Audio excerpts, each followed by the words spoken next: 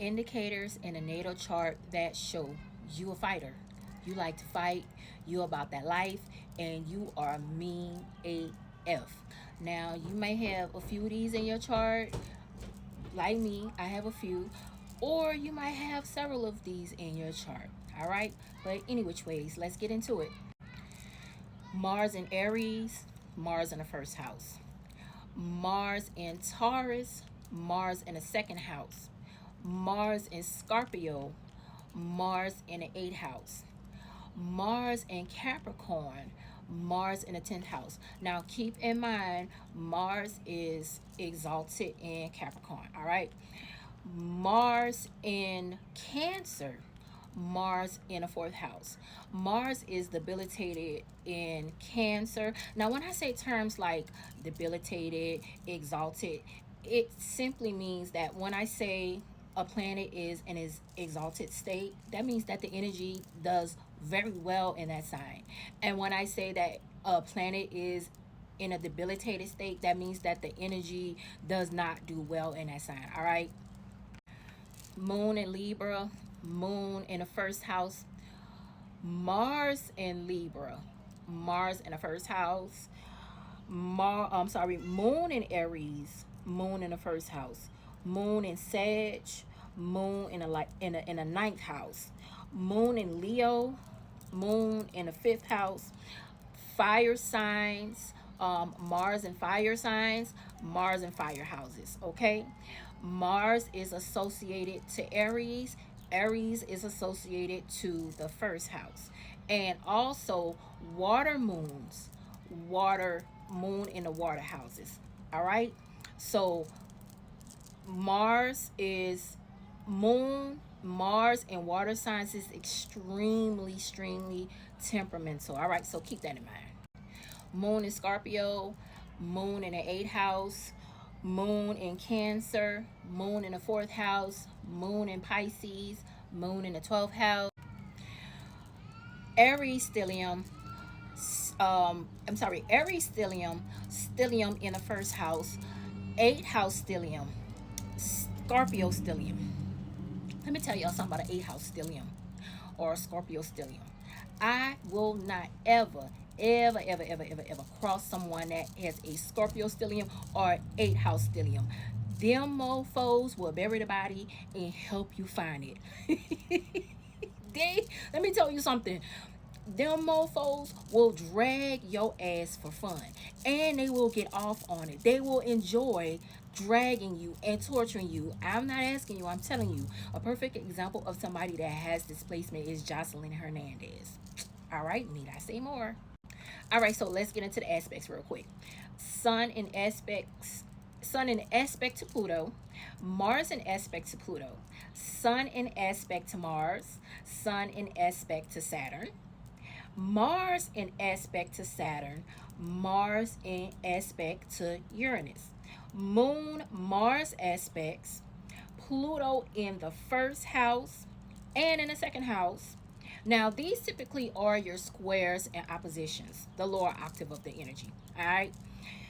Mercury in aspect to Pluto, Mercury in aspect to Mars, Moon in aspect to Mars, and Moon in aspect to Pluto.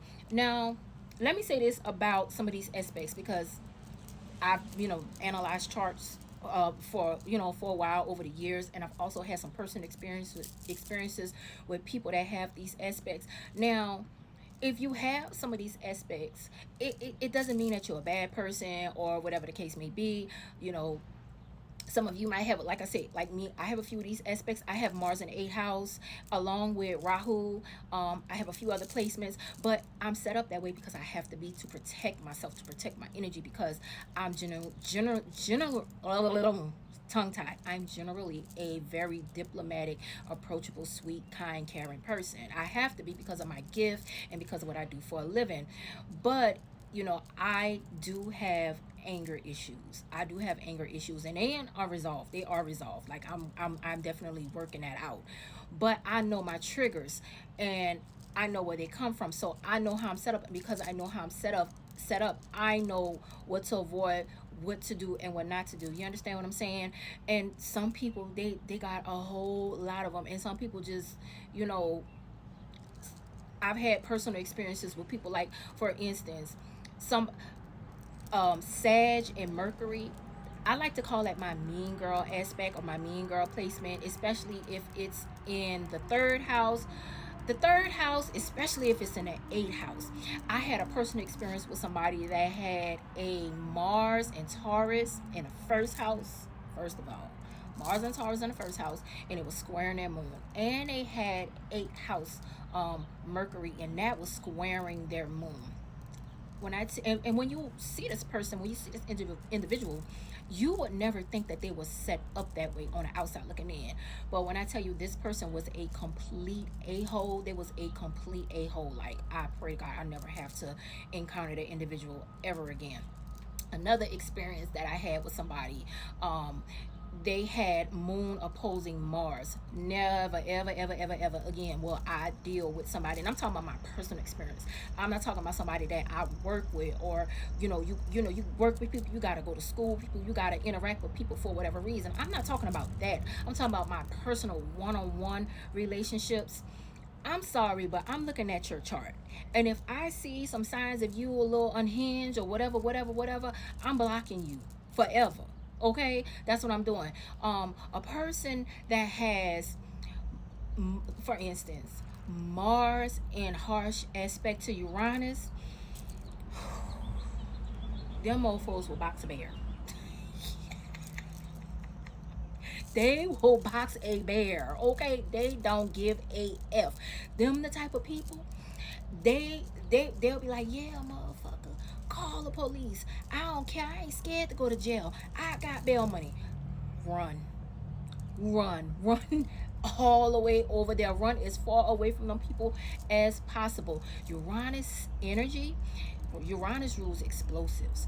Uranus energy is extremely chaotic and volatile when it's in its lowest form. And Mars squaring it or opposing it, that's weapons of all kinds. Slice, slice, dice, dice, fighting.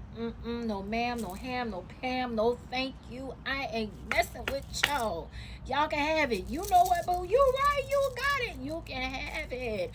Another one, a perfect example of, unfortunately, I had to deal with somebody that had an aspect. They had an Aquarius stellium, Capricorn Mars. I forgot what degree it was at, and it was all like one of the planets was opposing the moon, and then the other planets was squaring